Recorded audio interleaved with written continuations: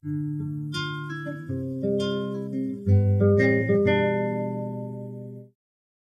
hello and welcome to the sofa.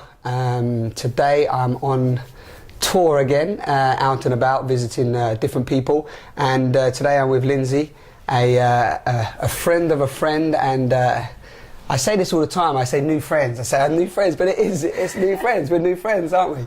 Everybody that's watching these videos probably says something like, oh, his new friend again, but each person that I'm meeting, what's amazing is that it's just drawing me to the next person, you know, like almost as if I'm supposed to, well, I feel I'm supposed to meet these people. So Tiffany, who you've probably already seen on the on one of the videos, is also a friend of yours, isn't she? Yeah, she's a good friend of mine. Yeah, known her for a few years. Known her for a few years, yeah. And is that did you two meet through like healing, the tarot, and past? Yeah, well, she used to run a shop called Namaste in Camberwell, South London, and I was working down the road in the youth offending team doing ear acupuncture and drug counselling work with young people.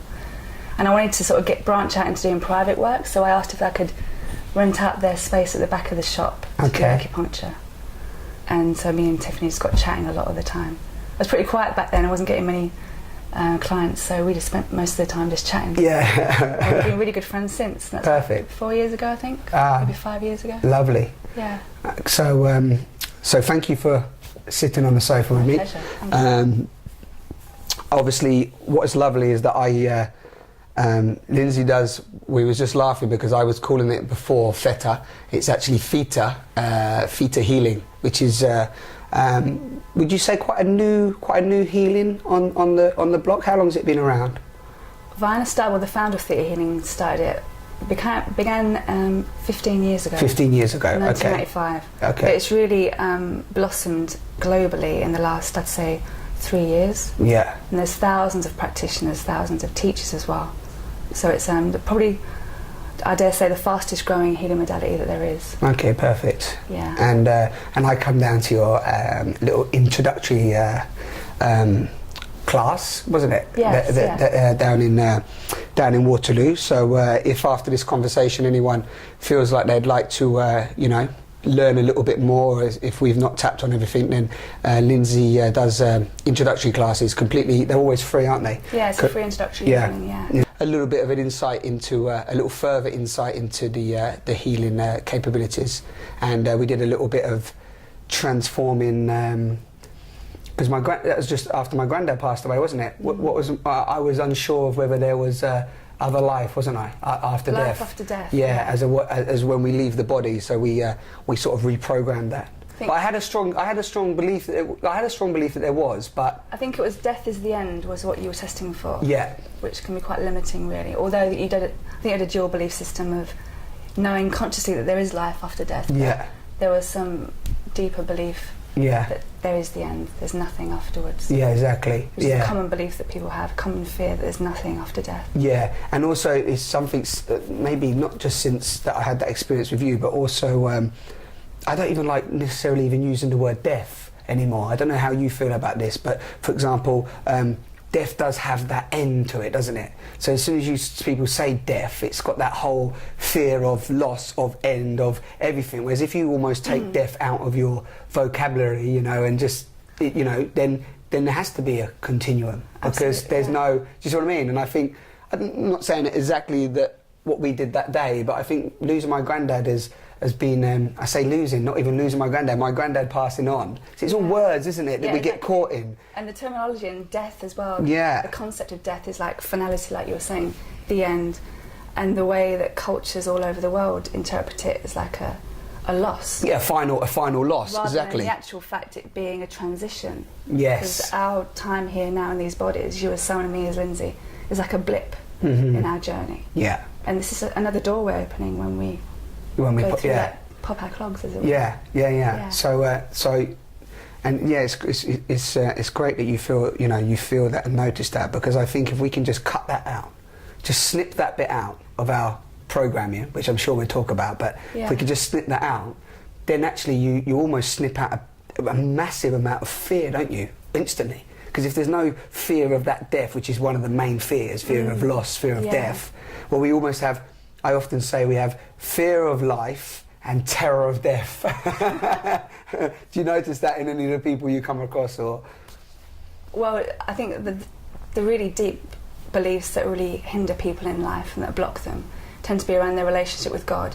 So if they've got an issue on the surface and it's manifesting as a problem in a relationship or a job, and if you dig down deeper into that, it is basically around a disconnection, feeling disconnected from the world, disconnected from people, disconnected from what they regard as being the higher power. It might be God to some people, Allah to another, you know.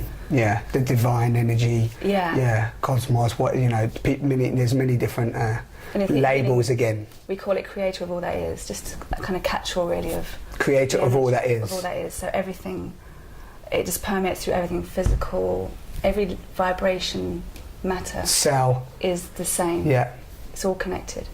So when we get definitions from this creative energy of what death actually is, then that can change our whole perception of it. Yeah, exactly. And when we get the truth from the Creator and the definition and perspective and understanding, that is enough to transform and collapse a whole heap of limiting belief systems. Yeah. Yeah. But everyone's unique, everyone's got their own... We're such complex beings, and we've got so much... We're a culmination of our own experiences in this life. Also, when we're born, we've got like a rucksack of belief systems, empowering and limiting, from our ancestors and through our genes. So when people talk about something running in the family, like cancer in the family, it's in the genes. It's actually a program, a belief system. Yeah, a blueprint. Yeah, that's carrying through the genes, and that can be changed through the Creator. Yeah, I read something recently about that. Just about how you can break that cycle, but it's almost become a common thing to just say, you know, and Aunt Mary had it, Aunt Mary had it, and Uncle Dave had it, and now you've got cancer. Well, it was always going to happen, you know. But whereas that's a complete. The book I was reading actually said that for the man, the brother, and the father's brother all had something at the age of 44, and it was a cycle. And he thought basically, you know, traumatic stuff was happening, you know, like, you know, massive losses of everything, and either disease, one of the brothers died, and so on. And and basically he was in the rainforest, met a shaman, a healer, and he said his daughter was in the hospital, and he said, you have to break the cycle. And he was like, you know, and then they broke it down, and it was basically talking about that blueprint. Yeah, you know? And it sounds like the family was instilling a belief into each one next down, saying at the age of 44 it's going to happen to you. Yeah. So then the person expects something to happen at 44. So if you expect it, you're going to manifest that. Yeah. So because you're putting that you know, it's going to happen. I've been told this, therefore it's like cancer. People associate cancer with death. Cancer means death. In actual fact, it doesn't necessarily mean death at all. You know, it's a group consciousness belief system. There's a lot of fears around that as well. There's fears about all sorts of diseases, diabetes as well. Diabetes, osteoporosis. Yeah, so when you're in a family and that's part of the belief system and part of the genes, then... So do you think that people are giving up? So when you get the cancer, the big C, some people call it, don't they, for example? Yeah. Because people have healed cancer. I've mentioned this before with the Ayurveda healing, with just mind, haven't they? Many people. I mean, I know some people have done it with raw juices and the mental belief of, you know, that they're curing themselves, and to the point where doctors are even shocked when they've gone back and there's not a strain of cancer within their bodies. Have you had any stories of, or come across any? Well, a client that had a lesion on her ovary that was deemed to be cancerous, so she was looking at quite a big surgery to have it removed, and she had a healing with me. And cancer's to do with, it's a fungus, so it's to do with resentment mainly. So if you're working on resentment issues with the person, and where that takes you, you can actually change that. And Vianna Stibal actually got healed herself from cancer by making a command for an instant healing, and that was in 1995. And that's where Theta Healing first came about, because she healed herself instantly of cancer. So she, but it wasn't... What's her name? Vianna Stibal. Vianna Stibal. Yeah. She had 2 instant healings that her aunt, we might need to edit this bit because I'm going blah, blah, blah, blah. But well, we will now. But I thought she was doing perfectly fine. I don't know if I will edit it. You guys can make the judge of that. It's perfect. Who's Vianna Stibal? She was saying it perfectly. I said she was going to be paranoid. Go on, carry on. You told me I'm paranoid. See what maybe happens I'm on vibrating the. now. See, Projecting it, maybe. see what happens on the sofa. She had two. She wasn't mumbling at all. She had two massive healings from cancer. That in '95, which started this. The first instant healing she facilitated was for her aunt, and then she did another one for a guy with back pain, and it happened instantly, and she was quite amazed by that. And she herself had been suffering from lymphoma, like her right femur was kind of riddled with cancer, and she was in a lot of pain, and she was raising a family, needed to work in order to pay the bills, etc. So after these instant healings that she'd witnessed through Creator, she decided to try it on herself, and she did, and it healed. And I've seen x-rays of her cancer before and after, and she's got second opinions from doctors years later, and they said, when I look at those x-rays, that person would be dead by now, but she's alive and kicking, more than that. So there's factual evidence Absolutely. to prove it. It's not like, because when you say Creator, or you talk of, and we spoke about this before, you speak of God, or instant healing. I mean, obviously for the lower vibration of the mind, because we're in a frequency, aren't we? We're constantly in a frequency, and obviously Theta is a frequency, right? Yeah, brainwave, yeah. A brainwave, yeah. So and there's many different vibrations and frequencies going on in this. Would you say? Energetic system. In our energetic system, and and in the universe, right? So when you say things like Creator, instant healer, and so on, it's very difficult, and it may be for people even listening to our talk, it's very difficult to even comprehend, isn't it? It's so far. People don't believe in instant healing. Yeah. We've not come, but this is something that we're remembering. This knowledge is what we've had before, ancient civilizations. So when people are learning this and receiving a healing, it's like you're remembering this. It's in the cells in our DNA. We have this knowledge, we're just remembering it. And people that have classes, they get that. Yeah. People get it quite, quickly. They do. And the more people that get trained in it, then it affects the mass consciousness, and then people get it quicker, easier. Yeah. And it's evolving, the whole technique. So it's getting, like the belief work didn't start instantly at the beginning. The belief work came about through Vianna working with a young boy that had colon cancer.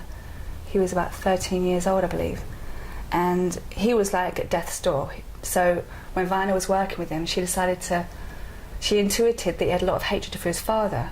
So she thought, to help this boy make the transition into the next life smoother, she said to him, would you like to release that hatred of your father that you've got? And the boy said, yes, I would like that. So through Creator, she witnessed the hatred being pulled, and a couple of days later the mother called Vianna and said he's much better now.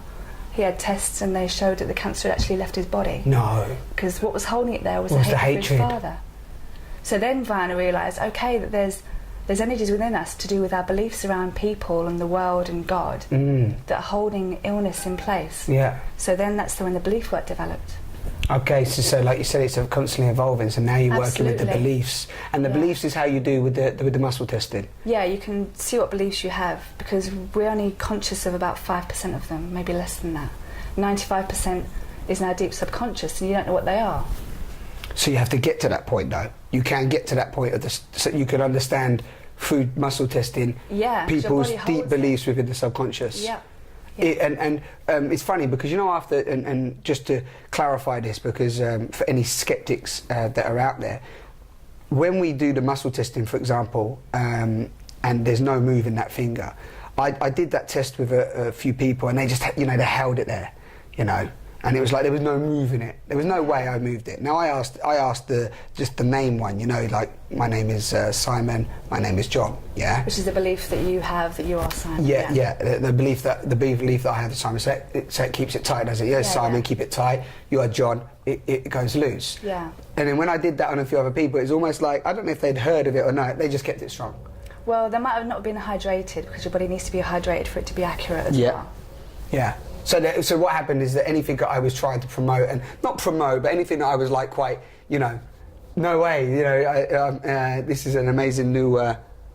Yeah, the first time someone showed it to me was a friend of mine. They were like, no. It's him, and there's another way you can do it with your arm. You can hold your arm firmly, and first of all you just test the tension of the arm. So you're resisting the hand being pulled down.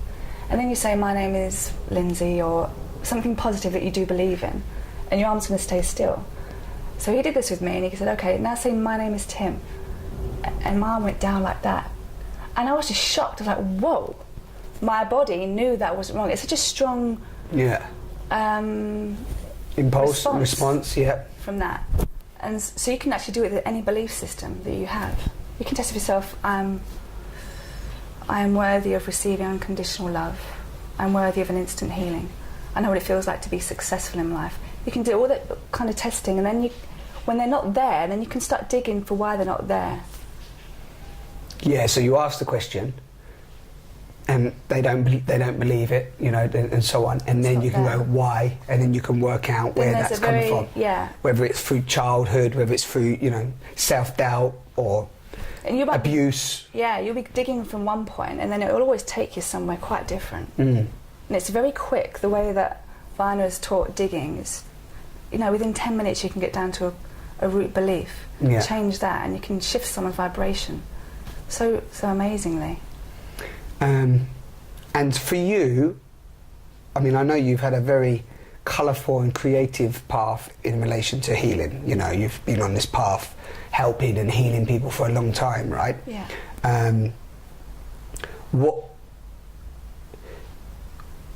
What was the draw? You know, what was the clincher, as it were, which just, you know, resonated with you in relation to Theta? To Theta. Yeah. I've been doing theatre now for about 2 years.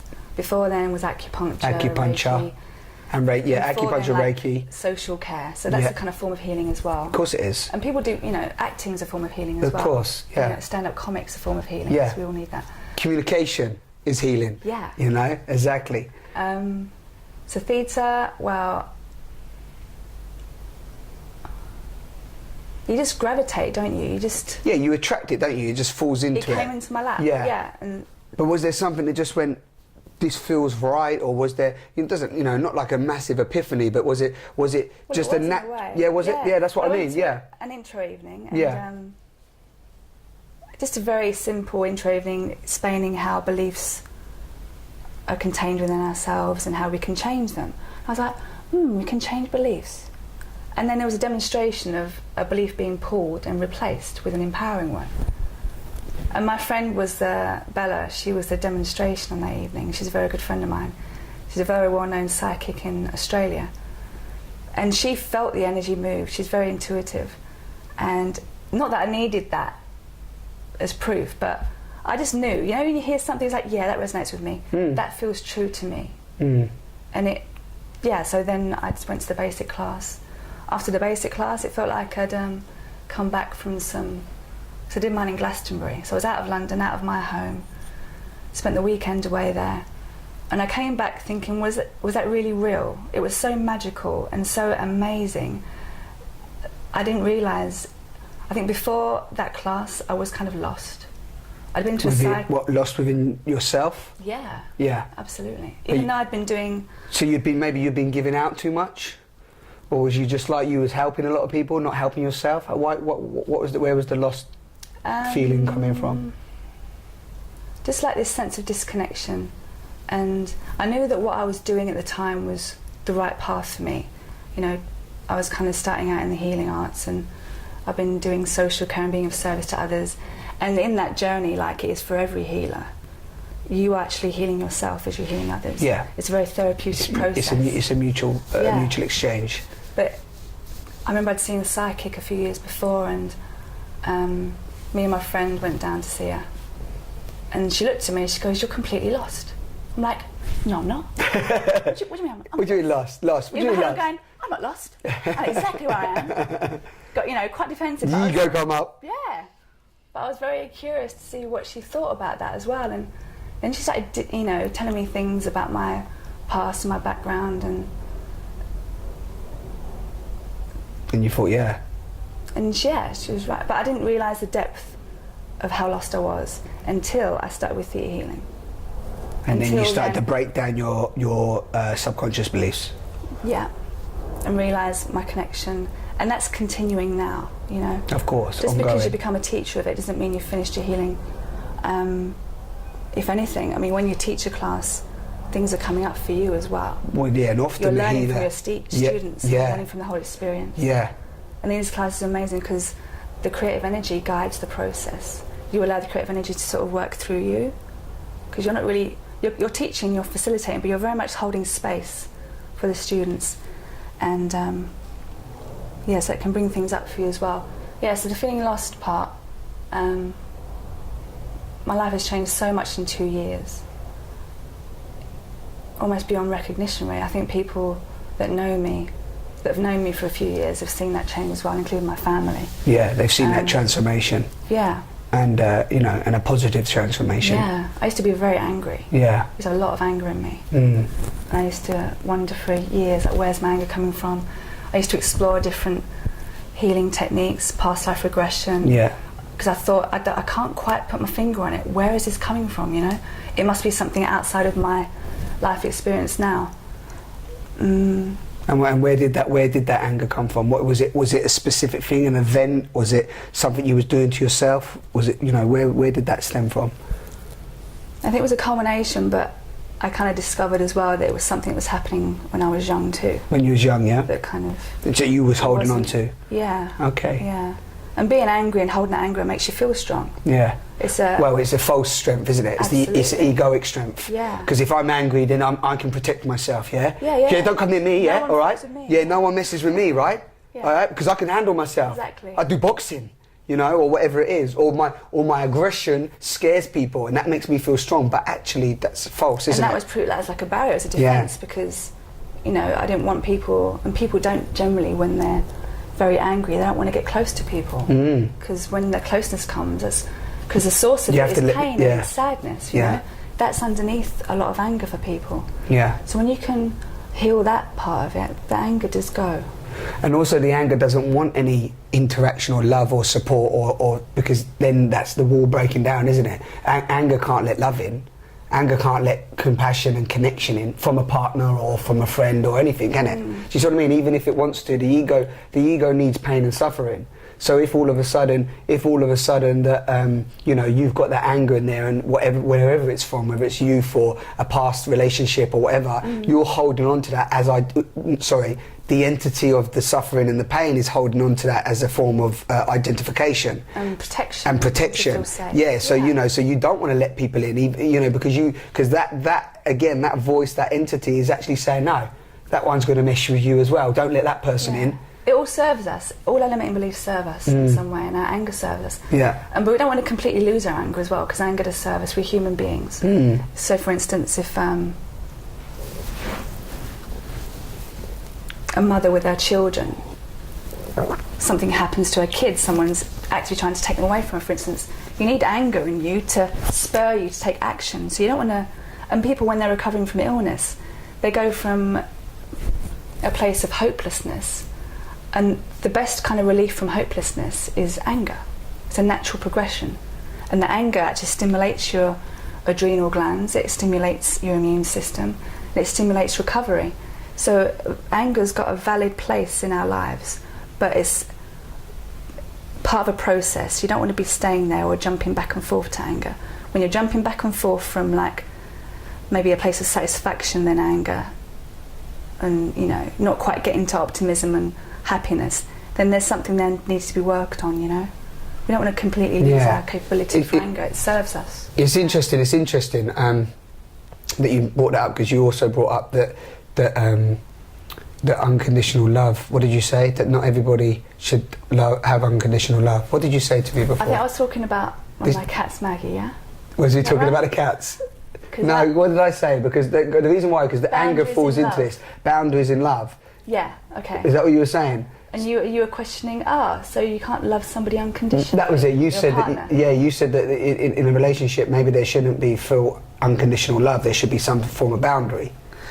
Yeah, that's when And the reason why I'm bringing that up is I'm not digressing from the anger, because I feel it's the same thing, because I suppose for me it's like I don't see the anger necessarily has a necessarily a productive space within us, although it's interesting to hear you say that it can stimulate adrenal glands and you know, if someone's feeling hopeless and they've got no will to live, then getting angry with it can help. Then it's a better feeling to feel angry rather than hopeless. It's interesting, Absolutely. It's interesting to hear you say it. But you don't want to be staying in that place of anger, because anger is still a weakness. Place of anger, but it's still part of a process. You've got to think about as stepping stones. Yeah, and people can't jump from hopelessness to joy. That's just unrealistic. No, I appreciate that. Yeah. So the steps between that do involve a process of getting angry about it. Yeah, so you don't go... It takes action, Yeah, you know? yeah, no, I appreciate that, yeah. So with that comes a level of satisfaction. Then from satisfaction, you want to go to a place of optimism. Optimism then brings happiness and joy. And then you can let go of the anger and the hopelessness. Because at some point, I feel that there needs to be a letting go of an anger. Absolutely. Because I don't feel that there's a space for anger in unconditional love, for example. And it's you know, just moving into unconditional love. Because from this experience that you've had in Theta DNA healing, and I just want to tap into one thing, is that you said that the DNA holds on to. What did you say? Like a blueprint, isn't it? The DNA, like transmits into the cancers and so on, within us. Yeah. The DNA is like a reflection of our consciousness. Yeah. So everything of our consciousness is held in our DNA. Yeah, and then we manifest that exteriorly. And that manifests in physical. Yeah. And also within the DNA, it actually has a transmitter and a receiver, doesn't it? Yeah. Each DNA strand has a transmitter and receiver, and that transmitter and receiver is. Functioned how's that function through our thoughts, through our thinking? Thoughts and beliefs, absolutely, they govern our DNA. Yeah. And the energies of trauma, and change it, and trauma and illness, disease. It's all in our DNA. Hatred and we can change our DNA through healing. Yeah. We can change cells in our body to become receptors for joy. Yeah. So we change the shape of our DNA. Divine definition of joy. Because people often have a distorted perception of joy. Totally. Through pain. I think that can be a common thing. Yeah, of course. Joy is associated with pain. Because, say for instance, I work with somebody, every time she experienced joy in her life, there was an association of pain, and the joy came from the birth of her child, the father figure in her life, and her husband. And two of those people had died, the child and the father figure. And so her perception of joy was tinged with massive pain, with loss. Yeah. So if you have that kind of receptor for joy and it's associated with loss, you're going to maybe close yourself off from joy because you don't want to feel that pain anymore. Yeah, the deep sense of joy because you think it's accompanied with pain, so you can't experience You'd rather not have the joy. Yeah, because it follows the pain. Absolutely. Yeah, interesting. So in the healing there, Creator gave her the Creator's perspective, understanding and definition of joy, that because truly it has no association with pain. So when we changed that in her cells, her world changed, became more joyful for her. Yeah, beautiful. Yeah. And a more divine, pure joy, which again I associate that divine joy with the divine unconditional love, with the whole encapsulating of when I speak to people about unconditional love, and I'm going to bring this up because when I was looking at your website, it says on there unconditional love, not classes. What is do you do? What it says unconditional love? Oh, as a healing. As a healing, is that like a specific healing session that you do on unconditional love for people to access unconditional love for themselves? Yeah. Yeah. So, through my experience and through how I've interpreted, again, just for the guys, just for anybody listening to this. When I explain unconditional love, or when I talk about unconditional love, the feeling and the space, or again, these are just words to try and share the feeling, but no words can do it. No dictionary for me, and Lynsey can and share her insights on this, but no words can really do it, because the minute you say to somebody love, like you love, people have a perception of their love, you know, or like you just said, a perception of that joy and so on. So when I'm sharing that place of deep unconditional love for me comes with no expectation, no judgment, no condition. It's divine energy. It's tapping into your authenticity and this purity of just compassion, acceptance, letting go, joy, you know, energy, ecstasy. What, you know, again, I can get the thesaurus out and we can go through the thesaurus and put more words in there, but nothing actually can describe that deep inner knowing. How do you feel about that? As you're talking about that, it reminds me of something my grandma experienced twice in her life, and I haven't experienced what she's experienced. It was in the 70s, so it's a good few decades ago, and she was in her lounge and she was saying that her husband, my grandpa, was downstairs, and all of a sudden she felt that she was part of everything. She looked around her, she was the chair over there, she was the breeze outside, she was the leaves on the trees. She felt this overwhelming peace. It was so calm and deep. There was no like fluctuation, like there's no kind of, like you mentioned the word ecstasy, which there was no kind of fluctuation. It was just a deep calm. And the extraordinary thing was that she felt that she was everything. So and at the time when she first told me that, I must have been a teenager, I was fascinated. I was like, Grandma, what were you thinking at the time? Some deep philosophical thoughts? What was going through your mind? How? She's like, nothing. I wasn't thinking of anything. I was like, I wasn't thinking of something. And years later, I'm thinking. She's thinking. Yes. And that's it. That's the gap of thought. That is the gap. And she had that spontaneously. She wasn't practicing meditation. Exactly. She wasn't doing anything to get herself in. She was actually in the living room. Bang. And it lasted for a couple of minutes at least, and that's a fairly long time to get that kind of overwhelming, and it is a form of bliss, you know, it's like a nirvana. Yeah, it's a nirvana, and bliss. She did it again as well, on a separate occasion. And she said this time it was slightly different. It was coupled with a real alertness. She was completely aware, but at the same time completely connected to everything. Present. Utterly present. Yeah. And she was like praying that her husband would walk in the room. Or somebody knocks the door. Don't disturb it. Don't disturb it. Leave it alone. Leave me here. But then if she was, from the minute you started to think that, you come out of it. Do you see what I mean? Because a thought comes in, doesn't it? Yeah. And this is, that's beautifully described, and I think that sort of, just adds to what I was saying. That is, and also it's not a place where everybody needs to get to and you've got to get all stressed, because the minute you're trying to get somewhere, you can't get there. It comes from letting go. Because you said to me earlier, you know, I had an experience, and you know, what happened? You know, you said earlier, you know, you had this experience. Like an unconditional love experience. Well, you've just described it. You know, no, it's not from, you know, you could, I suppose the healing, and whether it be the meditation, the healing, the any form of healing. There's many, as I spoke with Tiffany on this as well. There's many ways to, more importantly, connect you to the source, to nature. Now, as you're connecting to nature, as you're connecting to just being a cell, an organism, and being part of this wondrous, magnificent, unfathomable, you know, unexplainable universe, blissness, you know, divineness, as you just allow that to be that, there it is. You see what I mean? It just shows, it demonstrated to me the possibility that can happen for anybody. For anybody. It doesn't matter where you are in life, or what you've got, what programs you have, you can have that bliss. It can happen to you, and it happened to my grandma. Yeah, exactly. And she was no following any necessary psychology books or following any form of healing or tarot or meditation. Not religious. Not spiritual in any form. It just happened. And I saw it as like a gift, because I thought, you know, things like that happen to people in order to transform them, and people go on to do amazing things with their lives. Like Eckhart Tolle, for instance, had that experience of enlightening.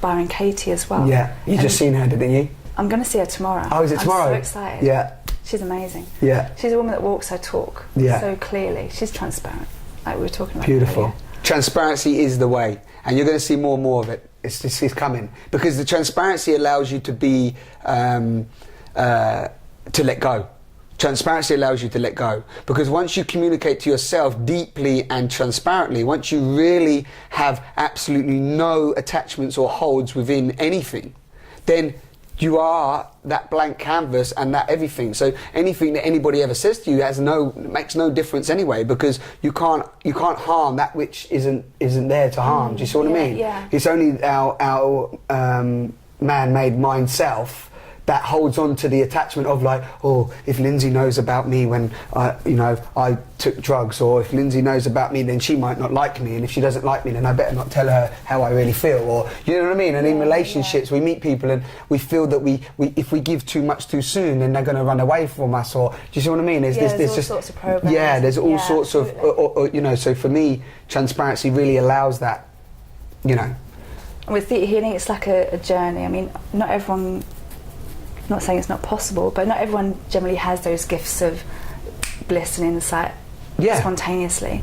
Totally. It is possible. Yeah. But another avenue is to go down, actually look at your belief systems and change them, and have an understanding of the real depth of our soul. We are so deep, profound beings. Unbelievable. And I've understood, that's one of the learnings I've discovered, is just how profound we are and how deep we are. And so in that depths of our being, we have these limiting programs, ancestral programs as well. I came back from Idaho after doing a world relations class, and that looks at our prejudices against countries, religions, professions, lawyers, accountants, fat people, thin people, gay people, any kind of people that have a prejudice against the most silly things, And what did you do? Doing a whole session on that? Well, in half an hour pairing up with somebody, say I was working on someone else, we'd cover one country, a religion, maybe two countries of religion. We'd go through deep digging that'd take 5 or 10 minutes, get creator's truth on that, creator's truth and understanding of the people that we're talking about, and that immediately takes away the prejudice. Yeah. Because when you have God's understanding of a group of people... Yeah. So what you mean, are you tapping into the compassion and the understanding of why they are as they are, or the acceptance? Well, the compassion and unconditional love is what the creative energy of all that is, and that's what's doing the healing. So when you're tapping into this healing and you're being guided, what does this person need? They need to know the truth of these people, the truth of what really happened in the Crusades or whatever they're going back to. Yeah, what they're holding on to. What their ancestors have given to them, and we hold on to these, but we don't realise we do until you start going on this journey and realising what we hold in ourselves. And it was such a deep class that every night before I went to sleep, I was tossing and turning for hours, like, why can't I sleep? Because I usually can sleep like a light. Yeah. And the next day I had a real deep healing, or a few actually, and I let go of a lot of stuff.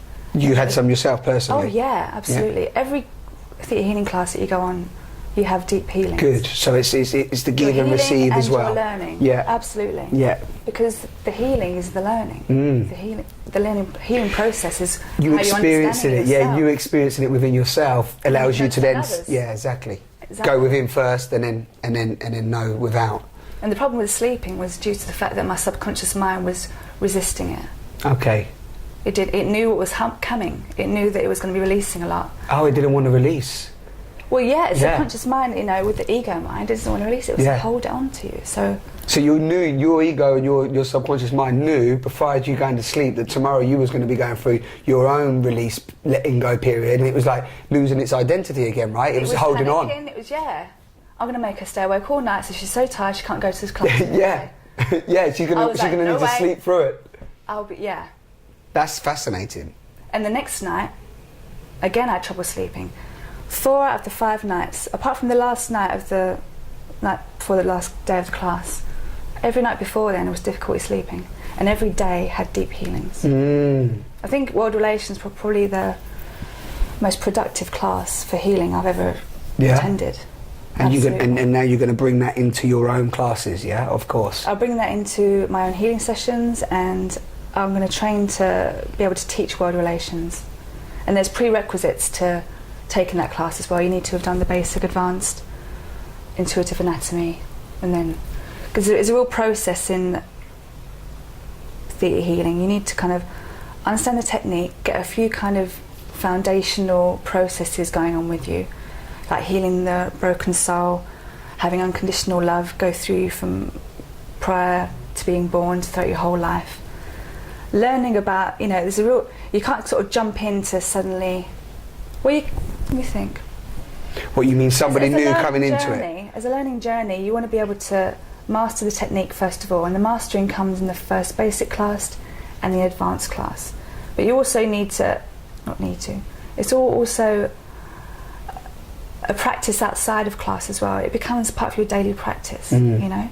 Yeah. You want to be connecting to the seventh plane every day. Yeah. It releases serotonin into your body, into your brain, you know, brain chemicals. Totally, serotonin. yeah. So you want to be able to access that point first, just as a, like you say, it's not about needing, you have to do this, that and the other, but the point is that you, as always, go within first or go without. So feel it within yourself, you know, really tap into that, the seventh plane, that you're really channeling that energy, and you can give that energy to other people firstly, you know, and channel it, like you said, be the conductor for it. You can hold space for people learn, for them to learn. Yeah, and there's certain elements you need for that anyway, for this style of releasing. Because people, like, when you're doing theta healing, you're exercising the pituitary gland and the pineal gland. Yeah. The pineal gland is associated with the crown chakra, and the pituitary gland with the third eye. The third eye, yeah. And these are the glands that you're really exercising. They're like little muscles. So when you first start theta healing,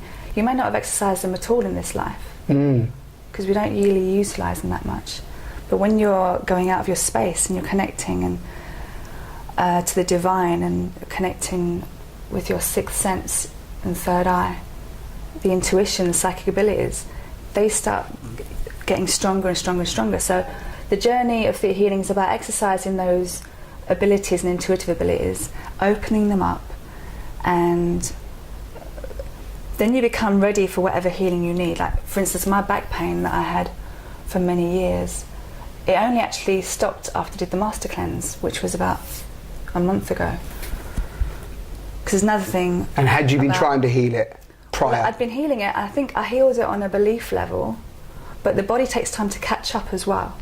So, lower back pain's to do with feeling a lack of support in life, lack of support from God or family, friends, self, in a very general way, but everyone's unique.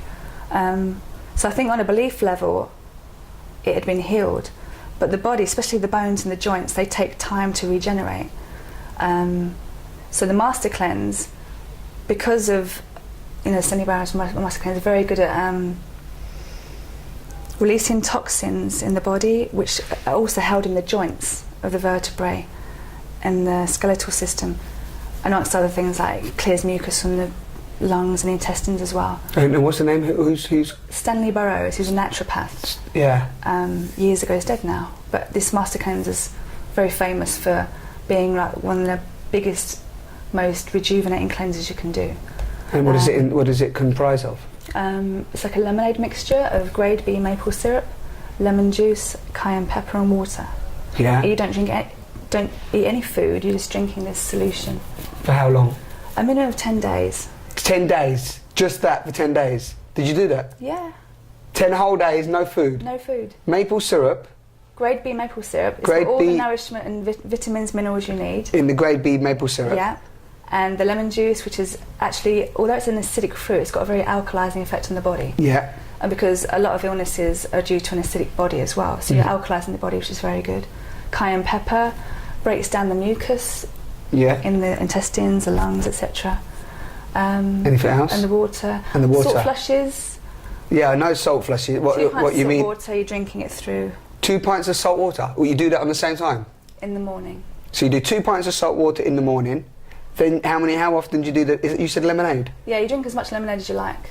Lemonade? Yeah, that's what it becomes a lemonade drink. Because yeah, it's not lemonade though. Oh no, you're not going to go buy Schweppes now. No lemonade because lemonade is not good for your body. It's like, I'm thinking lemonade. No, so because of how it's mixes. Yes. No. Give me some aspartame. I'm going to cleanse myself. That's your headache. Give me some aspartame.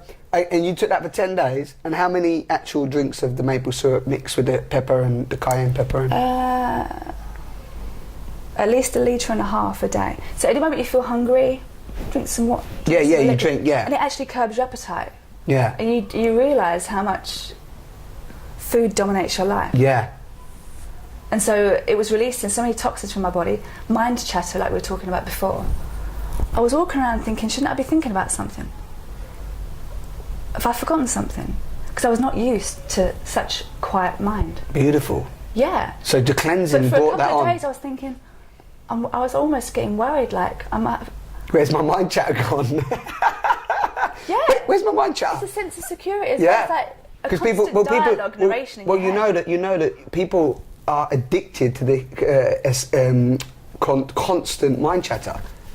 That's what we're addicted to. We are addicted. People are addicted, and me and you and other people. That's why I'm trying more and more to. I say trying, but letting go more and more and observing the mind chatter. Yeah. I am letting go, just letting go of the mind chatter. Even today, when we did a little meditation, I could feel it. Is that we're addicted to the mind chatter. Do you know? We take on journeys. Every minute of every day, 300 to 1,000 thoughts enter our head. Imagine 300 to 1,000, and that's scientifically proven. Vianna mentioned that in one of the classes. Every minute. Every minute. Yeah, so you imagine which ones we latch onto and what we miss as well. What beautiful ones we maybe miss because we latch onto dramas and pain. And how much of those are repetitive thoughts that keep going on? How many of them are limiting us? Totally. How many of them are blocking our manifestation?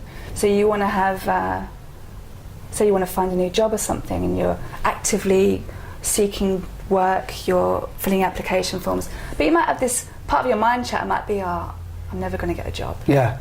No, my dad told me I'd never get a job. I'm never going to do what I want to do. I might as well just resign my fat to doing something that I hate. Well, I know somebody that's going through that now.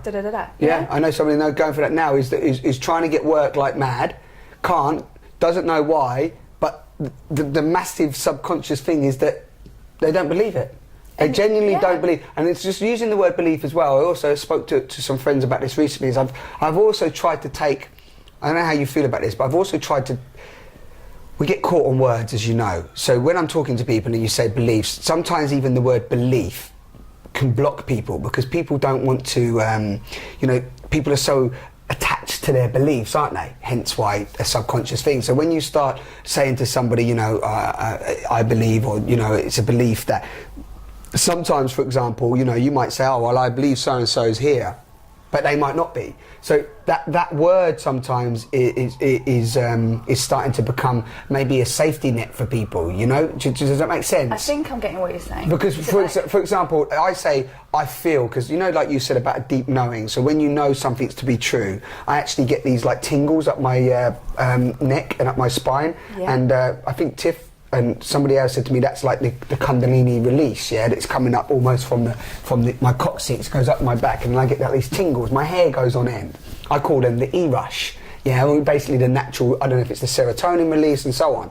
When somebody's tapping on truth, or when somebody almost... You get an intuitive hit, it's right, or someone speaks to you, you get goosebumps. Yeah. That's a knowing. It's just a knowing, it taps in. Like for example, somebody recently really opened up and we had this beautiful conversation and some truths come out and we exchanged some truths, and you could just feel on the phone that there was just this release and this realization, and then as he was realizing it, I was getting tingles and he was welling up, almost crying, and it was just like this release, and that was just this pure I don't want to say truth, just knowing. Yeah. It was just a knowingness. So when I'm saying belief now to people, I almost like to just say a feeling, because it's a feeling, isn't it? It's beyond, it's beyond a... When we're referring to truths, yeah? But I think with the beliefs, because there's so many beliefs that people have that are not true, that they're actually false. Because the truth is... 100%. Everybody is magnificent. Yeah. Everybody is like a divine spark of God. Totally. We're all connected. We're all part of the same. I am you, you are me. The only thing that's blocking us or making us feel inferior is our belief systems. So this is how it's so important to actually acknowledge that our belief systems can be changed. Yeah. We can locate the ones that are limiting us, and it happens instantly. There's no, positive affirmations have been wonderful the last few decades. Louise Hay has been a wonderful pioneer of that. And by the way, Louise Hay of Hay House, she approached Vianna Stibal, and she's now going to be promoting Vianna Stibal's Theta Healing book from October this year, because she recognises the truth of Theta Healing and how it's working. The beliefs are what need to be changed, because she's been doing that for years. Yeah, well, many people have as well. Yeah, many people, you know. I mean, affirmations and breaking down the subconscious mind. I mean, you know, hypnotherapy is about getting into the subconscious mind. You know, it's all about whichever way, whichever porthole or direction or journey you can take into the subconscious and free it. Welcome, really, isn't it? You know, I mean, you know, and again, people listening to this, you know, if you don't try Theta DNA, or you know, you don't try hypnotherapy or Reiki or Louise Hay or affirmations or writing journals or whatever it is, and you find another way, great. But the I think the crux of it is that until you break down that subconscious through going within and actually observe and become aware of what's limiting you, you're going to continue to create same cycles of pain, dysfunction, abuse, negativity, lack. Unless the change comes from within, working on yourself. The change's not going to come in your exterior world. Everything in our world is a manifestation of what we think and we feel and we believe. Everything. But I think sometimes people can struggle with accepting that they're responsible for that. And I get that, I understand that. You don't want to believe that you're responsible. You had that, right? You had that. Well, I've encountered that in my healing journey, accepting that, whoa, okay, that was my fault. Not my fault, but I was just responsible. I created that. Because I wasn't aware of what I was projecting. Because when you realise that 95% of your projections are subconscious, you don't consciously know what they are. But with Theta Healing, you can learn to explore what they are and know how they served you as well. Because every belief system serves, like we were mentioning before about anger, it's a way of protecting. So someone might have a belief system that I need to be angry and maintain my anger in order to feel safe. Safe from what? Safe from my father, safe from my partner, you know, the life, the world, whatever. You know what I mean? But when God can teach you, when you realise that creative energy can teach you that you already know how to feel safe without having to be angry, that's profound. That's deep. That changes your whole paradigm. And it also helps you to understand through this work the difference between your paradigm and other people's paradigm. We don't all think the same things. We don't all perceive and interpret a situation the same as the next one. You know? Exactly. And also also something that came up in conversation recently was that there are billions of perceptions, you know, billions, and every perception is neither right or wrong, you know. It's a perception. So, you know, whoever has their perception, it's about allowing that perception and saying, okay, there's one perception, there's one route up the mountain to the peak, no problem, but you might want to see this perception too. You know, there's a perception too, great. And you know what, there's another 6.5 billion going around the bottom, so you know, feel free to, how great is that variety? How beautiful is that? It's just wonderful. Diversity is just so rich, so you can tap into all different ways, but it becomes a limitation when what you might be tapping into, or a perception you might be subscribing to, is like a group consciousness one of, say, we're in a recession. Limited beliefs. Or a group consciousness of poverty. Or I'm not worthy. And people can have hidden allegiances to poverty, because in, you know, times gone before, people were not deemed to be godlike if they were rich. It's more noble to be poor. Exactly. And so religions and churches, you know, encourage spiritual to be poor, to give their wealth to them when they died. So families weren't actually getting any inheritances, so they were perpetually poor, and that was deemed to be a way, well, you're serving God that way. But that was then, it's not now. That was an era, a paradigm where basically corruption was existing, and people were lied to and people were controlled. But we don't have that limitation now. We can actually break through that, and we can pull out allegiances to poverty. We can disconnect ourselves from mass consciousness of pain and suffering, of recessions and poverty, it doesn't need to apply anymore. Yeah. You know? People don't have to, the thing is that people don't have to be poor, full stop. There doesn't need to be starvation. 50,000 people die a day of starvation. It doesn't have to happen. No. There doesn't have to be people in droughts and so on. But the difference is that I think what happens when people say poverty is, again, it's sort of almost misconstrued in many ways, because once you connect to a space within yourself where you are rich beyond measure and you see your magnificence and you're tapping into the depth of what we are and what this is, and you know, and letting go of needing to know, thus allowing the knowing to you know, to embody you. Yeah. You don't require the wealth and the things and the attachment to things that everybody is caught up to in the egoic man-made mind. Does that make sense? So for example, if you're coming from vibrating from a place of unconditional love and giving and support and so on, then not only do you abundantly looked after yourself, that doesn't mean you have to have free cars, free houses and all that. You're abundantly looked after, so i.e. you have the food you need, the drink you need, and everything else. But you can also have the cars. You can have the cars, but I do feel that when you tap in, and this is just me. I think it's like a bit of polarity almost, like, because people, it's like a backlash against materialism. So people are saying, you know, sort of, so I hear where you're coming from, but there's also a really new acceptance. We need to discover that we are allowed to have financial wealth. Yeah, for sure. And to have it without feeling guilty, and know that there is resources for everybody. The only thing that's stopping us from having this is our belief systems. And people that are projecting ideas that are blocking themselves from that, they're not conscious of it. So part of this awakening that we're having around the world is for us to understand that we can have that. The whole world can have that. There's no finite resources anywhere. Everything is infinite, and that's what I think people might be learning or struggling to learn to accept. So would you? Half the world is starving.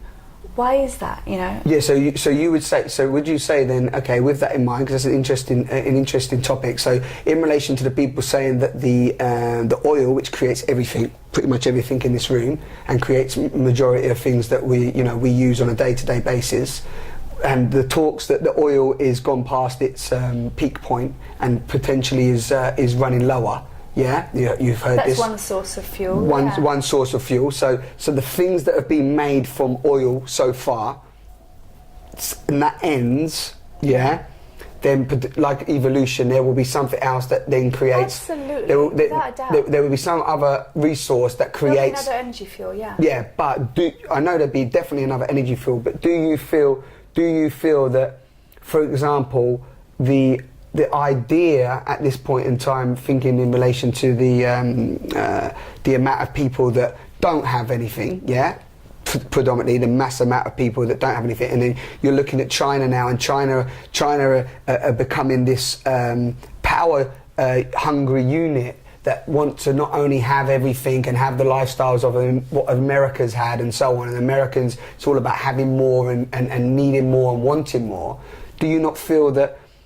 And again, I speak from how I vibrate. Is I just don't have a need for those things. So it doesn't mean that I don't want money, because I know we need money in this monetary world. It doesn't mean that I don't want a car, because I have a car to transport me around and so on. But for me, there just becomes a more of a those things don't have any meaning. So how I see it is, as people become more and more awakened to themselves and more tapping into this energy of unconditional love and this energy of the universe, you don't, personally, you don't require those things. Yes, abundantly you could probably have them. Yes, you could have houses and cars and all that, but they just don't have any they just don't have any meaning. They don't have any wealth. They don't have anything to them, really. That's how I see it. Well, if it's there, if you're having it to fill a void, if someone's having cars and wealth and riches and material things to fill a void in their life, then yeah, there's obviously an issue.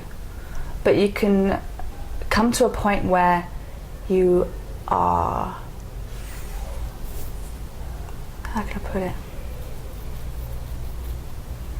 completely at peace with yourself, that you know you've done a lot of work on yourself to not feel that you are insecure enough to need to fill your void with things, with clutter, just to make yourself feel like or like to put an identity to it. But this world has, since human beings first walked the earth, how much has it transformed? Yeah, immensely. It's all through desire. People have wanted more, so there becomes more. And now we're in a world of such high technology, such diversity, such richness that we've never known ever, I think. And so he wants to get in on the film. He does. The fly wants to get in on the film. Wants to have something to say. Yeah. So that there's nothing. I don't think there's anything wrong with desiring something. But if someone's desiring something in order to fill a void, then there's healing that they need to do. The void needs to be filled. But you can have the void filled, feel completely completely full of love, and be on an enlightening path of life. But you can also have those material things as well. I think there's belief systems that people have against material things, against having money. Like I said before, because there's old doctrines and belief systems and patterns and oaths and vows that people have made in previous times before that say it's not, you can't be spiritual if you have material goods. It takes away from your spirituality. But now we're coming to a time we can be spiritual and have things that we want, not as a way to show off or pose, but I'd like to be able to afford to fly over to the other side of the world to meet people, to do healing work, or to have, to be able to have the freedom that money can bring you. And money can be something that serves us rather than we serve money. But also, do you not also feel that the limitations that people have, because money's just paper, right? Money's just numbers. Yeah, at the end of the day. But it's got a lot of charge to it, money. So it's got a lot of charge to it. So do you not think that, again, the charge that money has at this point in time in our evolution is fundamentally negative in relation to, and again, maybe that's a subconscious belief I need to branch out of, but for example, if everybody was vibrating from a place of unconditional love and acceptance and letting go, there would be abundant money to pass around every single person, and every single person would have the ability to enhance themselves, promote themselves, push on. In fact, I don't even think that certain structures that are functioning in this reality now would even be functioning in a place of not ego-driven mind perceptions use of money. So it's the minds that are dysfunctional that have created the systems and the segregation and separation of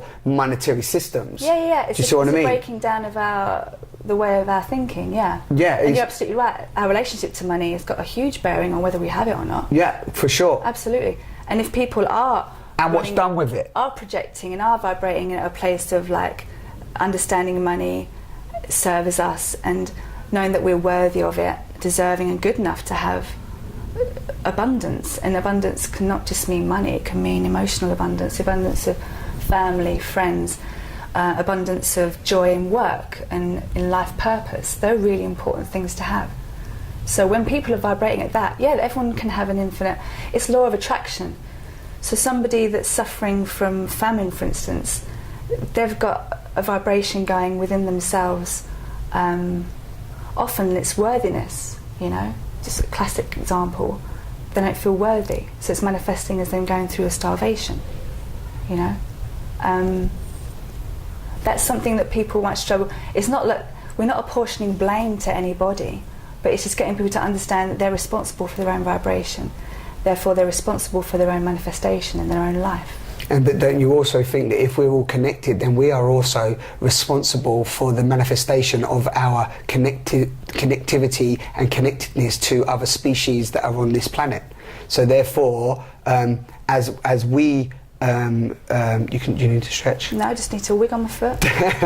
as we connect deeper to the essence of who we are, that vibration naturally goes out into a place to heal people, to support people, to supply water, to other people. And then the abundant feel comes from giving and everybody receiving, giving, and there doesn't have to be any them and us. There doesn't have to be any we've got £6 billion over here and we don't want to share it with anybody then, because it's hard to put it into words, but it's not about for example, which some people look at it like, and also law of attraction does also. In some cases, depending on if people don't really understand law of attraction, what actual action needs to be made in order for law of attraction to be accessible, because there has to be action from law of attraction. There has to be action attraction. I don't think you just, for example, people watch The Secret and they think, oh, well, I sit at home imagining the Ferrari for the last 10 weeks and nobody's pulled up outside and given me a Ferrari. You know, they haven't got up off their arse, they haven't gone out, they haven't done anything to even manifest that. They haven't changed the frequency within themselves to even put themselves in a position to that's the thing, the frequency, the feeling that goes with they haven't even put themselves out there. They haven't changed their action to create the frequency and the vibration of attraction, because you attract what you are. If you're a bum and you're sitting inside, you attract nothing. If you're vibrating and getting out there and understanding yourself and changing that value within yourself and that attraction within yourself, you attract beautiful people, you attract beautiful partners, beautiful friendships, beautiful opportunities, beautiful ideas, beautiful travelling possibilities, with or without money. Somebody just comes in and goes, you know what, I love what you're doing, I want you to fly you out over to Australia next week because I want you to hang out for a month with a group of people I got out there because I love what you're doing. And you're like, hell yeah, no problem, where's the flight? No problem, we've got the flight, we put it in the post. But the person that's the bum, as you put it, sitting on the chair not doing nothing, why are they not doing it? Why is that? Because they are caught into lack mentality, they're caught into dysfunctional minds, unconsciousness. Yeah, so they've got limited programs, they're not in a place where they're able to vibrate. So something like Theta Healing or other modalities can teach them, change that. Yeah. Because you can't go from feeling hopeless to joy, like I said before, you know. So, but it takes a responsibility. And as we are, like you're saying before about being of service to others, that's fundamentally what about this awakening is about. We need to start being of service to others. And there's first yourself as well though, right? Well, in order to help other people, you have to be looking at yourself first and making yourself feel happy. Yeah. You don't want to become a martyr. That's another program. I have to be a martyr. Yeah. How many people do you know that have spent their lives helping others? Well, I know loads of people still doing it now. They've suffered and sacrificed, and maybe had a whinge on the side about how much they do for other people. They're not happy. That kind of martyr complex kind of thing, you know, which they might have carried through them in different lives. But we can change all of that now. We don't have to carry those programs anymore. No, I think you're totally right, and I'm not in any way, you know, disagreeing with the whole idea of poverty and so on. I just feel that they have to definitely, you know, access the strength within themselves, but also I just feel that there's a massive negativity and foundation of fear and people caught in the mind, because you know the ego will keep us in the mind of desire, greed, need, wanting. You know, wanting and desire isn't all positive. Do you know what I mean? Wanting and desire and greed and need are actually constructs of the ego and constructs of the mind to keep us in pain and suffering, because I don't want to let anything go. You know, I've got to keep this. You know, that's my glass. You know, you know, and even the big thing that also that, you know, tapping into this as well is that the I, me, my and mine, you know, is very powerful within the egos, because, you know, we talk of the I am the universe and the divine connection to the creator and the isness and so on, which is amazing. But also from such a young age, and I don't know if you've come across any of this, and I don't know if your teachings have brought you to any of this, is that, you know, from a very young age, we are conditioned to believe that we have an identification to our name and an attachment to our name, an attachment to I, me, my and mine. So it's like, you know, that's mine, you know, that's me, that's I want it. You know, and once a child starts to go, I mean, I've seen it in young children at Christmas and so on. It's like, it's mine, me, you know, and then the little ego, the little drama story is straight in, to the point where the minute they lose something, whether it be, you know, a black bag or a paper, even that plastic bag there that holds the microphones in, that can have so much attachment and create so much suffering just because they go, it's mine. Because it's symbolic. And you take it off of them. Yeah. Do you see where I'm coming from? Yeah. So again, a lot of the wealth distribution, I'm going to use money distribution, is in that foundational space, which again is something that I think Theta and a lot of healing can do, is break down break down that feeling that you need and it's yours and it's not everybody's. Yeah, that's limiting in itself. Like, I need something, because ultimately you're saying you don't have it. If you're needing something, then you're in that constant thing of needing it. So like law of attraction, you wouldn't say that you need it, you'd say I already have it. Yeah. And so even though you might not actually have it yet, like a soulmate for instance, if you'd sort of, in Theta Healing we'd sort of do a download, and because we're like computers, we've got files that we can download and delete. So you do downloads of, I already know what it feels like to have a soulmate. And Creator will teach you what it feels like to have a soulmate now. And that you're worthy of it and you're deserving and good enough. And then you're going to become more aligned to actually having that in your life. But having a program or a thought in your mind saying, I need it, I want then you're always going to be in a place of needing it. Yeah. Or it will happen. Then if it will happen, it's never actually happening now. Yeah. It's going to be in the future. Yeah. So that the words are really, really important. Yeah. And people like being in that place. People like being in the you know, that space between receiving and wanting. Do you see what I mean? So rather getting it is almost like they don't want to get there. They want to be in the chase of, because that keeps them, that gives them identity, and it's a comfort zone. Does that make sense? Yeah, so people want to be. To the point of actually getting it. Yeah. Then it might bring up all sorts of feelings about previous stuff that's gone. So then, that's another beautiful thing about this work, is that when things come up for you, you know that you can work on them. And although it might be very painful at the time, when fears come up or things don't go the way you want them to, you know that there's a way of changing it. You know that really it's just a patterning or a belief system that needs to change. And when that's changed, you're back in alignment with what you actually want. So your subconscious mind and your conscious mind, they're kind of becoming more in alignment with each other, you know? Because there's so much conflict, and with the conflict comes resistance, it becomes blocking in manifestation, you know? So much resistance. I look at what I described earlier when I was at a class. Yeah. My mind was resisting healing. It was resisting releasing hatred that had been sitting in my DNA for God knows how long, in the ancestral line. Yeah. And another thing I didn't mention before as well is when you heal on that level, the healing's actually sent up your ancestral line as well. So not only are you healing yourself, you're healing your immediate family and your breaking the chain as well, the right? ones that have gone passed on. Their higher selves will be able to receive that healing, and a lot of them did. Yeah, so that's really beautiful. Absolutely. So again, you're seeing that you're connected to something untangible. There's ripples that are, so there's repercussions for everybody. So when we're doing this kind of work, and the way Theta Healing is going now, it's just the popularity of it and its success rates. And Vianna's teaching internationally. She's been flying all over the place this year, and she will be next year as well. The more people that are doing this technique, the more people that are raising their vibration in this way, the easier it is for other people to tap in. It's like the 1 minute mile, 4 minute mile, wasn't it?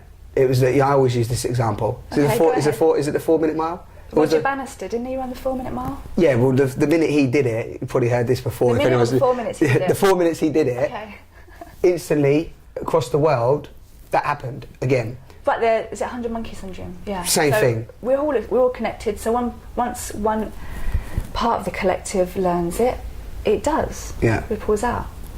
And being service to others and teaching this, I feel I'm doing my contribution to it as well. And when you're doing this healing and then you're sending out your ancestral line, because a lot of our beliefs are genetic as well, then you're actually reaching bloodlines of people that you've never actually met, and it's affecting other people in a positive way, you know? Yeah, totally.